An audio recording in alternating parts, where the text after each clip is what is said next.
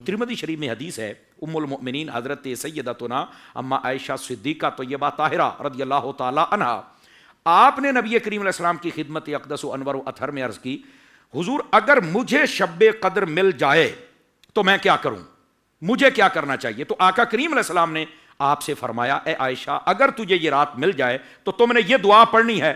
वो क्या है? फरमा अल्लाहुम्मा इन्नका अफ़ुव्वुन करीमुन तुहिब्बुल अफ़्व फ़अफ़ु अन्नी। फरमाया ये आपने दुआ पढ़नी है। अब अगर कोई वजीफे की बात करे तो ये वजीफा याद कर ले और इस रात में इसको कम अज कम एक तस्बीह तो पढ़ ही लेना, एक तस्बीह पढ़। हाँ, वैसे सूफिया फरमाते हैं जितना ज्यादा विरद करता रहेगा उतना ज्यादा फायदा होगा।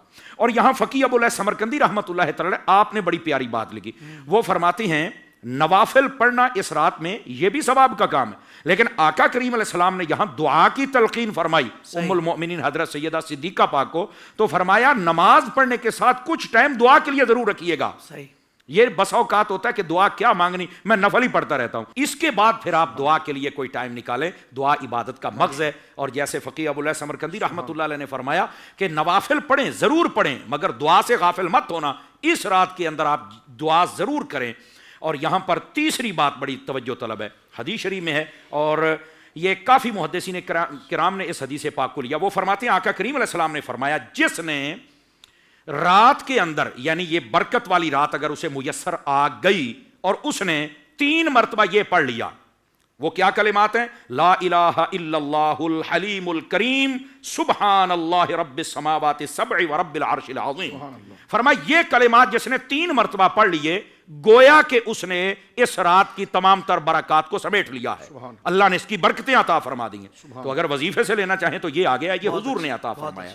अच्छा, यहां पर एक मुहद्दिसीन कराम ने और बड़ी प्यारी बात लिखी। वो फरमाते हैं ये जो बरकत वाली रात है जिसको लैलतुल कद्र या शब्बे कद्र कहते हैं, इसके अंदर 3 कौल है।